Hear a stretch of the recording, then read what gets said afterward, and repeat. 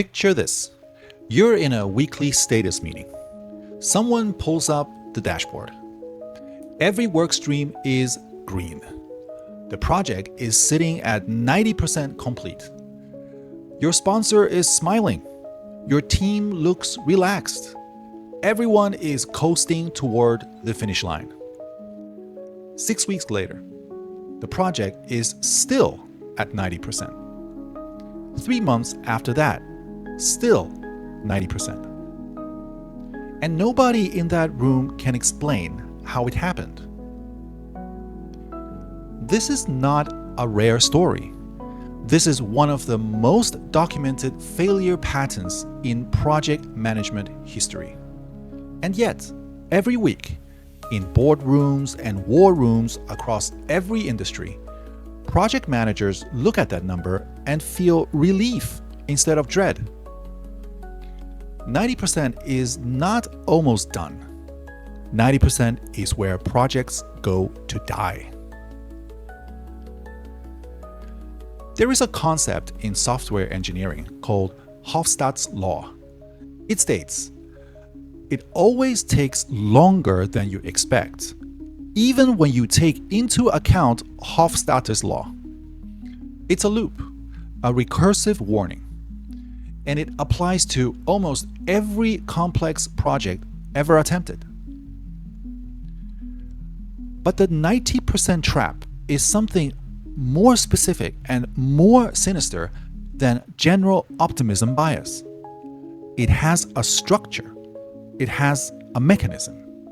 And once you understand it, you will never look at a late-stage project status the same way again.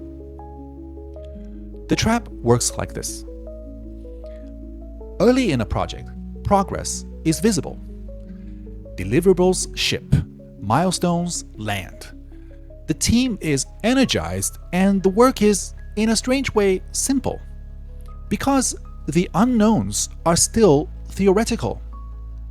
Nobody has hit the real wall yet.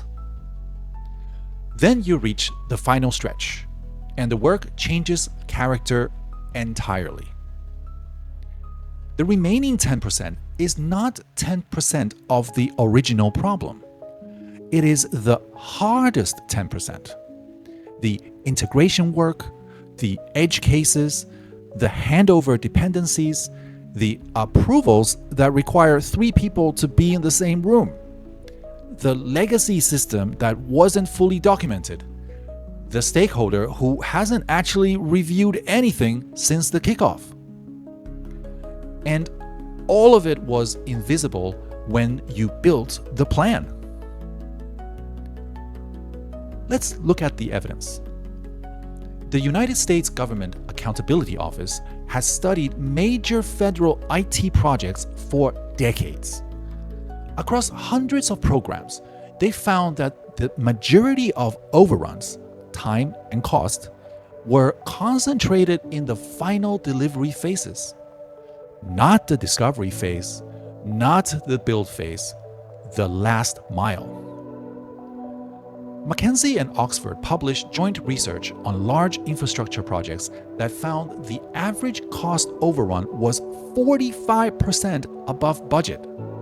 And the projects in the so-called completion phase were the most likely to trigger scope renegotiation, executive intervention, and outright cancellation. Why? Because that is when reality becomes unavoidable. For most of a project, you are working with abstractions, requirements, designs, prototypes, assumptions held together by meeting minutes and good intentions. But in the final phase, you are working with the actual product in the actual environment with the actual users. And every assumption that was slightly wrong becomes a real problem with a real cost. There is another mechanism at work here, and it's psychological. Project teams in the late stages are exhausted. The early enthusiasm is gone. The novelty is gone. The visible wins are gone. What remains is the grinding, invisible, deeply unsexy work of making the thing actually function in the real world. And exhausted teams underreport problems. They do not lie exactly.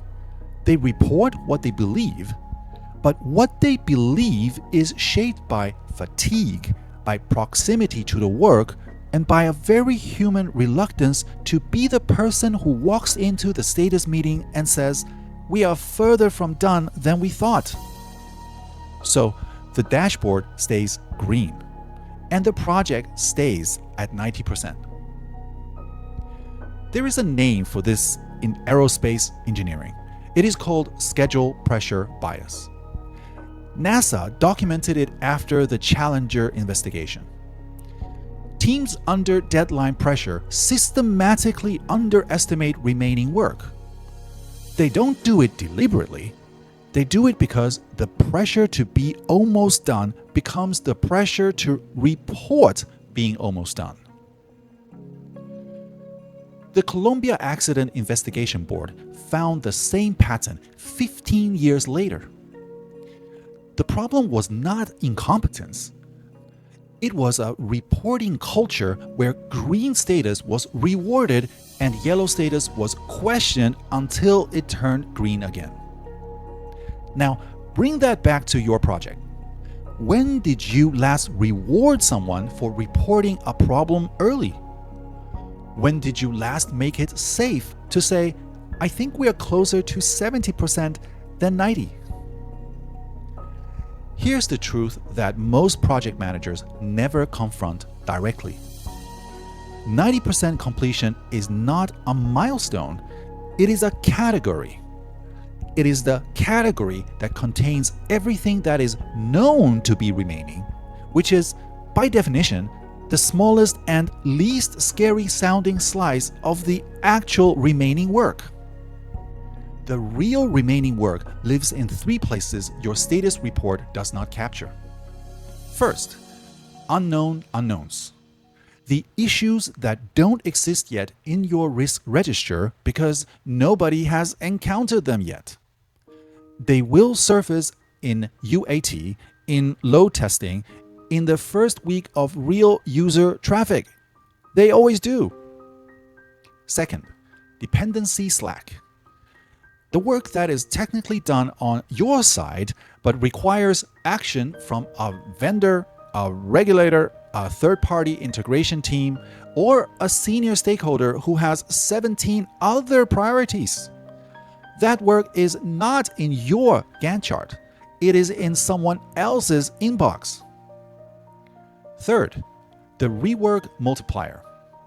Late-stage changes cost between 5 and 20 times more than early-stage changes, a number that comes directly from the chaos report and from Barry Boehm's software cost models. Every late defect is not one task on the backlog. It is a cascade. So, when a project is at 90%, you are not 10% from done. You are 10% from discovering everything that was wrong with your model of done. That reframe is not pessimism, it is precision. So, what do you actually do with this? 3 things, immediately. First, change what you measure. Percentage complete is a lagging indicator. It tells you what has been done. What you need is a leading indicator. How many unresolved dependencies, open defects, and outstanding approvals exist right now? That number does not care what the dashboard says. Second, create a formal late-stage escalation protocol. When a project crosses 70%, the reporting cadence should increase and the format of reporting should change. You should be asking teams not just what is done, but what they are worried about that is not yet in the log.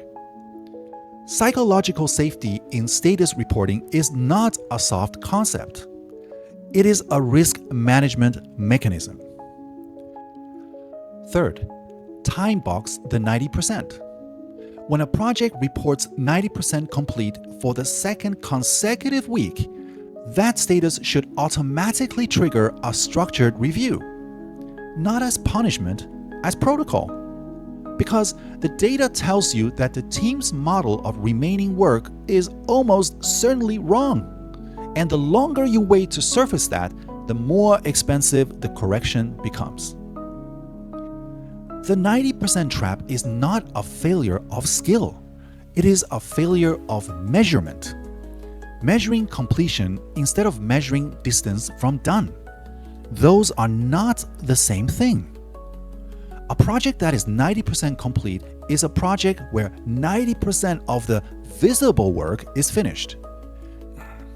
The invisible work, the integrations, the approvals, the undocumented assumptions about to become reality.